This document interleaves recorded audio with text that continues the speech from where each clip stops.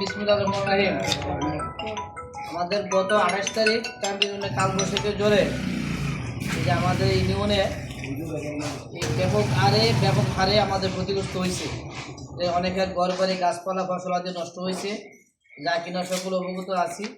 যা আমরা এখনও এই জ্বর এখনও নিরবিচ্ছিন্ন রয়ে গেছে। আমরা তো আসলে এই কালবৈশাখীর জ্বর এটা কারো হাত নাই।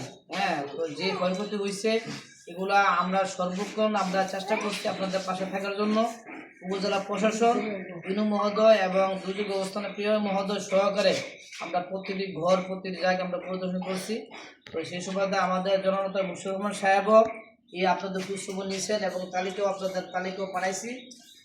স্যারও আপনাদের পাশে থাকবেন।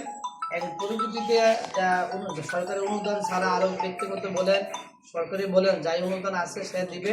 বর্তমানে উপজেলা প্রশাসন থেকে মহোদয় থেকে দুর্যোগ ব্যবস্থাপনা থেকে আমাকে 750 কেজি চাল আমাকে দেওয়া হয়েছে ইউনিয়ন পরিষদে আমার মাধ্যমে আপনাদেরকে দেওয়ার জন্য। এই 750 কেজি চাল আমাদের ক্ষতিগ্রস্ত অনেক হয়েছে। 50টা পরিবারকে আমরা এই 15 কেজি করে চাল আপাতত দিচ্ছি আপনাদেরকে। এগুলো আপনারা নেন। আসলে এই চালগুলো আপনাদের জন্য কিছুই না, যে ক্ষয়ক্ষতি হচ্ছে কিছুই না। তারপরও সরকার আপনাদের পাশে থাকতেছে। ইনশাল্লাহ আমরা আপনাদের পাশে আছি।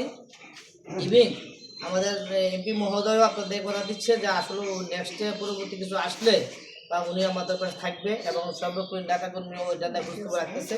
তো সর্বোপরি আপনারা যে ক্ষয়ক্ষতি হয়েছে এই ক্ষয়ক্ষতি আল্লাহ পাক আপনাদেরকে দুর্যোগ দিচ্ছে, আবার আল্লাহ পাকে বা আপনাদেরকে সাবল করবে। তো সেই জন্য মন খারাপ করে লাভ নাই। এখন যে চালগুলো আপনারা দিতেছি চালগুলো আপনারা বুঝে লয়ে যান। আর ইনশাল্লাহ পরবর্তী কিছু আসলে আপনারা যারা ক্ষয়ক্ষতি হয়েছে ইনশাল্লাহ প্রখণ্ডভাবে আপনারা পেয়ে যাবেন ইনশাল্লাহ। আর আপনারা যারা যারা ঘর দোয়া যেগুলো আছে ঠিকঠাক করে ফেলেন। হ্যাঁ, আগুন মেয়া এদিকে আসেন।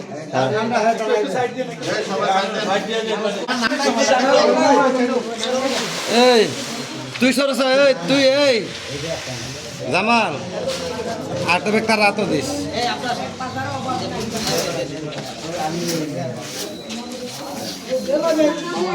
আমরা আরেকটু চেয়ারম্যান সাহেব